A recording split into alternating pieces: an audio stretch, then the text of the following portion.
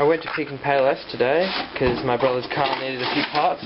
Pick and Payless is like a self-serve auto parts wrecker, and so I found a diesel and I got 2 glow plugs off it. So now I've just got a choice of 3. So now I'll just test these to see if they work.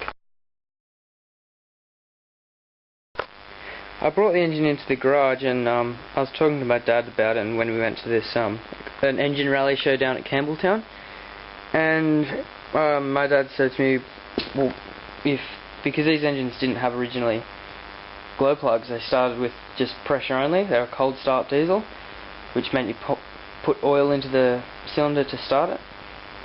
So he said, why bother making the adapter for the glow plug, and why not just make a plug and then you can just pour oil down the intake. So that's what I'm going to do. This of course means that the trip out to, well, not the trip, but getting those glow plugs off the car was a bit wasteful, but doesn't matter. I've got glow plugs now to have fun with. Because this piece has rust on it, like it's not clean metal, what I'm doing, I'm going to turn back as much as I can, just enough to get it all back to bare metal, then cut it off, and then it should be like a nice smooth surface, because of the rust on it, I don't think it'll hold it perfectly, and because it's going in the engine, the tolerances need to be fairly neat.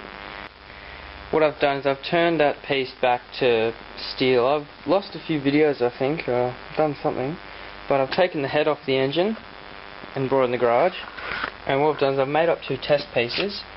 This piece here represents that thicker part of the glow plug, and this part here represents the thinner part.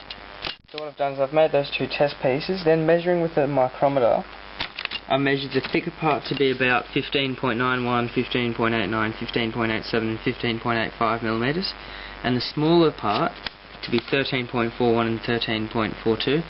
So I made those pieces because when I make the real thing, I don't want to have to take it out of the lathe, because I'll never be able to get it back on center. So I've made those. So on the weekend I'll be able to make the glow plug out of, like the, not a glow plug, the oil, just a plug really, just to plug up the cylinder. Because to start it, what I'll be doing is just putting oil down through the cylinder, and not using the glow plug or oil primer. So that'll happen on the weekend. I'll be hopefully able to get it done. Well, I've been slaving away at this piece of shit lathe for quite a long time now. I shouldn't call it a piece of shit lathe, because all of my subscribers would probably kill for a lathe like this. Kill for a lathe and some of the tools that I have.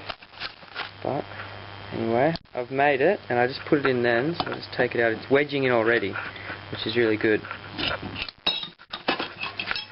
So you can see there's the big part, and you can see it looks a bit rough, but it's really smooth. I used a file to get it down just a tiny bit more, because if I used the next increment it would take it down too much. And you can see that end bit's just slightly tapered, and that's what's causing it to wedge in there. So now what I've got to do is get the screw thread part. Where is it? Back.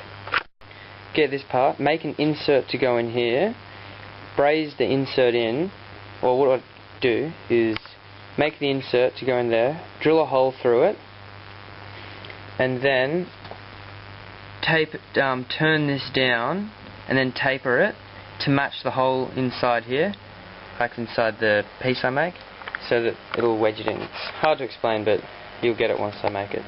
Okay, so what I've done is I've machined this piece of steel down, and this screw piece thread goes in here and wedges in here really well.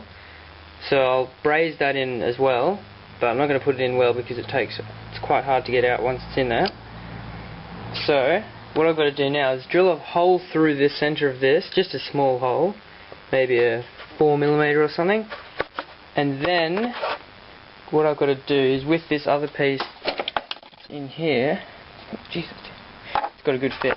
Okay, it's completed, ready to be soldered up.